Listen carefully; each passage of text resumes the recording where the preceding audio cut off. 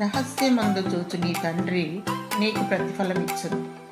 మత్తయి సువార్త 6వ అధ్యాయము 4వ వచనం. దేవుడు అంతరాత్మను పరిశోధించువాడు, అంతరేంద్రియములను ఎరిగినవాడు. ఒంటరిగా నీవు జరిగించు ప్రతి పనిని ఆయన గమనిస్తున్నాడు. నీ కన్నీటి ప్రార్థనను, నీ మోకాళ్ళ జీవితమును దేవుడు చూస్తున్నాడు. నీ భారమును, వేదనను ఆయన ఎరిగి ఉన్నాడు. కాబట్టి ధైర్యమును విడిచిపెట్టకుము, ప్రతిఫలంగా గొప్ప బహుమానము కలుగును. అంధకారమునందు చీకటి క్రియలను జరిగించువారు పాపానికి, శాపానికి గురి అయి దాని ప్రతిఫలము పొందుదురు. పాపమునకు వచ్చు జీతము మరణము.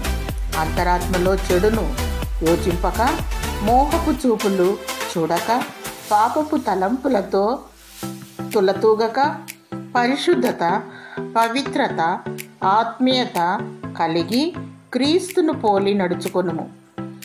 ముడత అయినను కళంకమైనను లేక నిష్కల్మషమైన వధువుగా సిద్ధపడుము.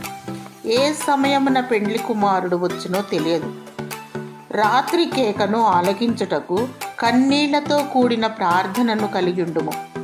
దేవుడు నీకు జీవ కిరీటమును దయచేయునుగాక. ఆమేన్.